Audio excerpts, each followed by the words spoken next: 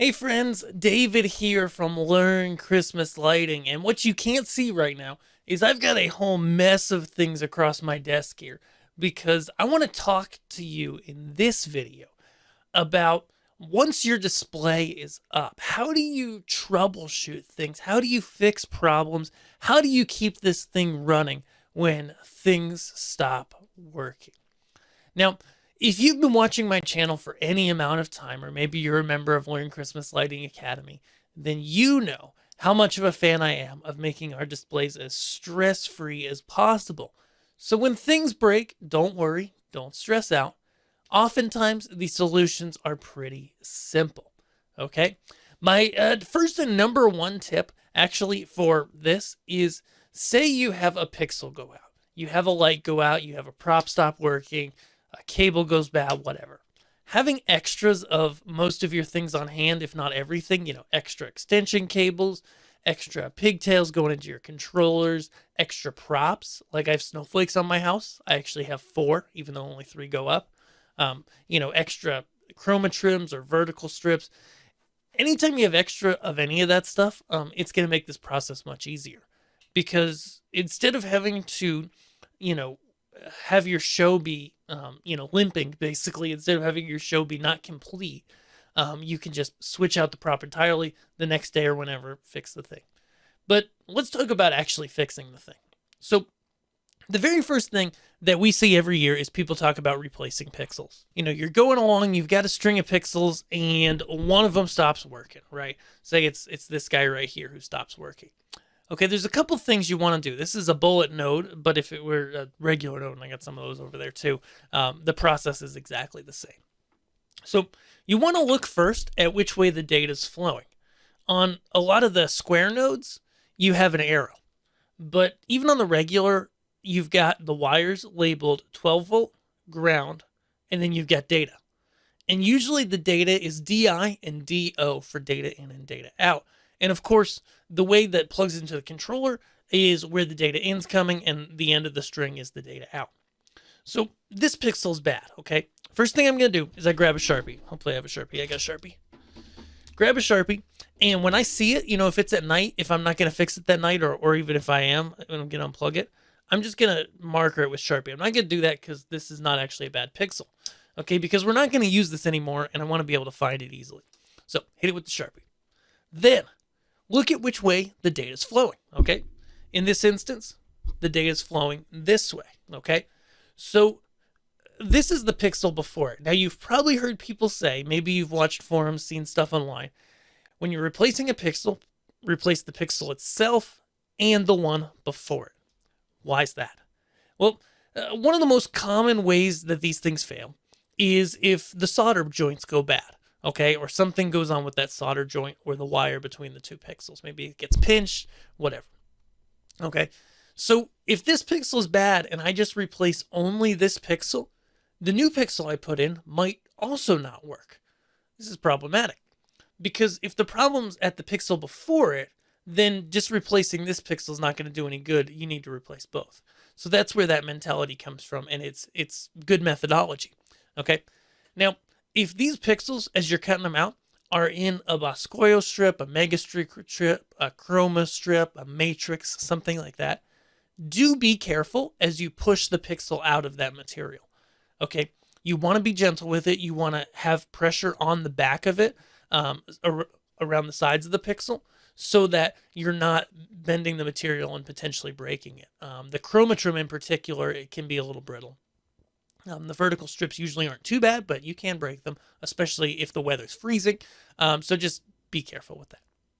And now, when it comes to actually replacing the pixel, there's a few things that you can use.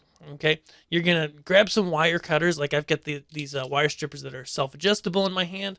They've got a cutter right there, right in between the legs. And you go to your lights, you go to your wire, you cut it, done. Pull those out. Put in a new pixel, you should be off to the races. How do you put in the new pixel? Well, there's a couple common ways. The old school, most common method is to actually solder, okay? I've done this, it works, it's fine. but it takes time. It's frustrating if the item is on your house. You have to take it down, bring it into the garage, or run a long extension cord and be soldering on a ladder, which is not really that much fun, etc. But there are some other options. So there are also the solder sleeves. I don't have any with me here. I got some somewhere. And they allow you to use a heat gun, basically, to solder some sets of wires that you've twisted together. I actually did a video comparing them here. And then there are these Scotch locks. And if you haven't heard of Scotch locks before, they are your friend. They're these little red guys. They're usually red. There's a yellow version too. And actually the video that I just linked to about, Scotch locks versus soldering versus solder sleeves goes over all of these things. The only thing I hear about Scotch locks, which they're just one connector, goes on each wire. You push the wires in there. You don't strip the wires. You just cut them. And then you grab your, I lost them. You grab your Scotch lock pliers, which just have an end on them to smush this down. You smush it in really good. Some goo comes out and gets all over your hands. You wipe that on your pants and you're good to go. The only gotcha about Scotch locks is they don't really have a methodology for holding in that wire for when you're setting up and tearing down and you're tugging on them. If you're careful, you won't have a problem. But, if you want that extra little bit of safety, the hobby's best friend, the zip tie, can be your friend. Just literally just zip tying a strain relief in here, right up against those Scotch locks, come in, give that a nice tight zip tie. You can clip that off, and that's going to strain relief those guys so that you're not going to have any problems with them. All right. Next thing. What if multiple props or a whole controller aren't lighting up? Okay, we want to check our power. So first things first, of course, we're outdoors. There's weather. There's children at my house, maybe yours as well. So just make sure that there's actual power plugged into your controller. Especially if you've neatened up your cables, you've hidden them away. Something could have come unplugged and you might not see it immediately. So check to make sure they have power. If you see that, okay, the box itself, your box has power, your controller should be on, but it's not. Next thing to check is, of course, your trusty power supply inside the box. Now, this is where we can make sure we're getting good power from the wall. So using an electrical multimeter, this isn't a course on that, but we can just click that guy on 2 volts. And first, I'll check the AC. So I'll make sure my meter's set to AC.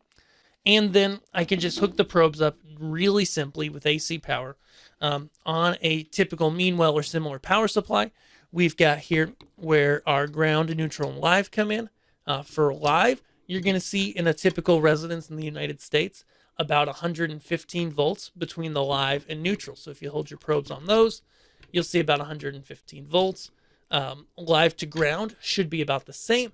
Neutral to ground should be a low number, point something volts. Typically, you're going to have a little bit there, and mathematically too, that is actually the difference between neutral to live and live to ground is the neutral to ground. You don't really need to know that to succeed in this hobby.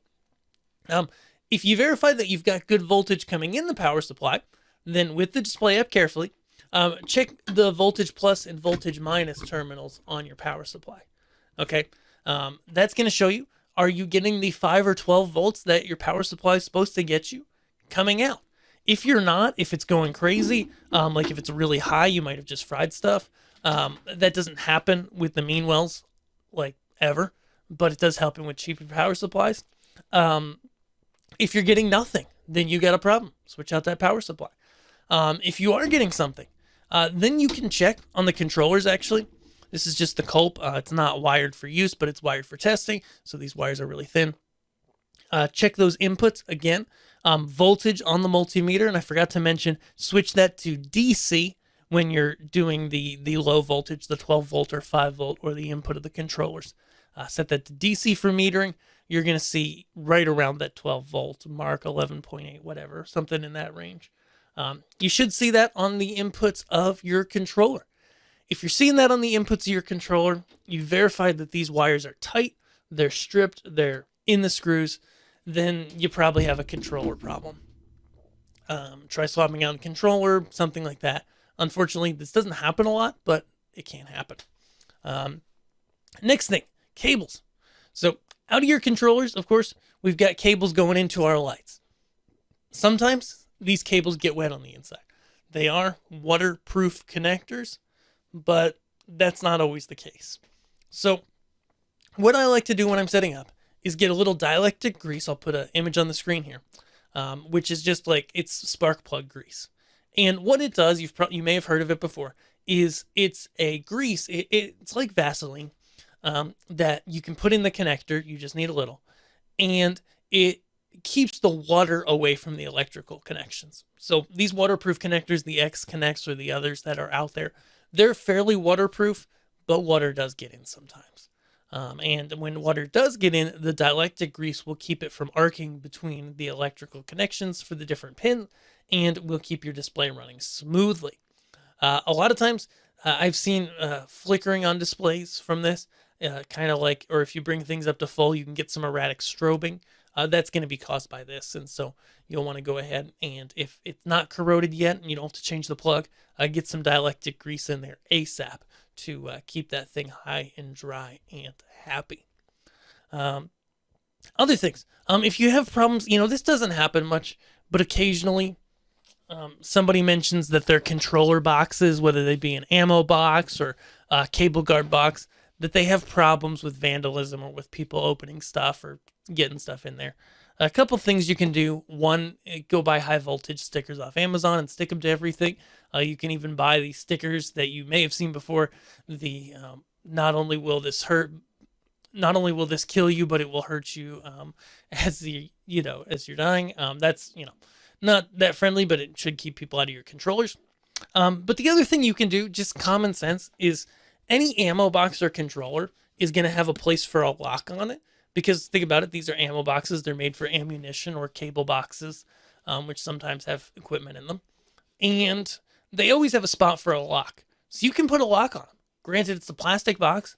What I do is I just pop a zip tie through there. Whoop, pop a zip tie through there, zip tie it.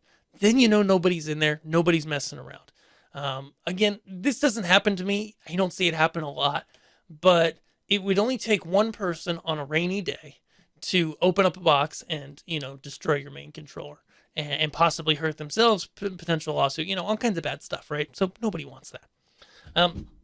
With that, guys, hope this helps you repair your display this year. Truth be told, year to year, it really depends on how big your display is and how well you've built your stuff, how, good your pixels are, if they were in a great run, etc. A lot of times I see little to no issues with my display and other folks. But there's going to be stuff that crops up. There's going to be stuff that goes wrong. And having a plan to attack that, having a plan to know how to fix it ahead of time is going to save you a lot of frustration, because nobody wants to be stressed or frustrated when you're bringing joy to others through a Christmas display. So if you've enjoyed this, check out learnchristmaslighting.com for more information on how to create your own display. If you're thinking about creating a display for next year, at this point it is into December, so you're probably not creating a display for this year, but check out Learn Christmas Lighting Academy. There is my complete guide to everything about this hobby. And it's available for really low cost, and a lot of people have gotten help for it and have been able to launch their first display with ease. With that, thank you for watching. We'll see you in our next video. Thanks.